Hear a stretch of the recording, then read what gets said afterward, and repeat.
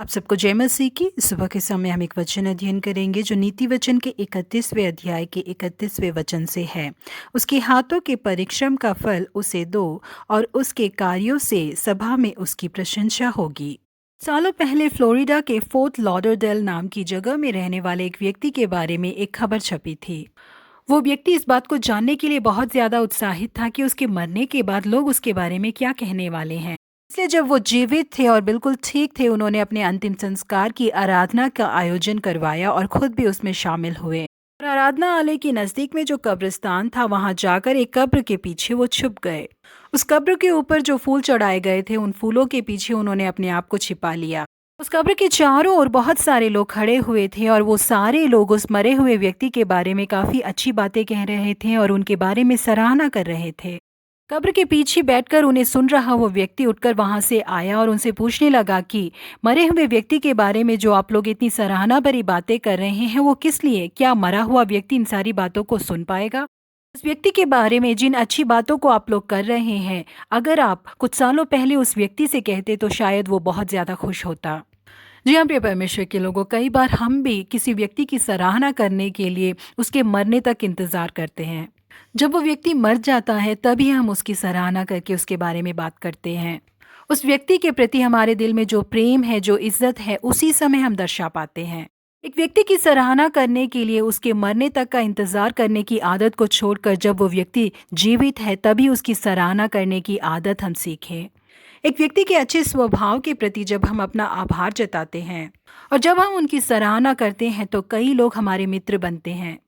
जब दूसरे लोगों को हम उत्साहित करते हैं तो चीज़ों को करने की उनकी क्षमता और ज़्यादा बढ़ती है। ये भले आपके साथ काम करने वाले व्यक्ति हो या आपके परिवार के सदस्य हो, उनकी प्रतिभाओं के बारे में और उनके काम करने वाले तरीके की आप सराहना कीजिए। प्रिय बच्चों, क्या आप लोग जानते हैं कि आपके माता पिता द्वारा कमाए जाने वाले पैसों में से एक बहुत बड़ी रकम आपकी पढ़ाई के लिए खर्च की जाती है? आपका खाना पीना, आपके खिलौने, आपके कपड़े, घर के बहुत सारे खर्च उन्हें करने पड़ते हैं।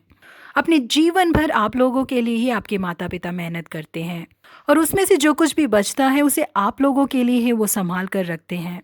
माता पिता को जब आप धन्यवाद कहते हैं तो उनका हृदय बहुत ज़्यादा खुश होता है।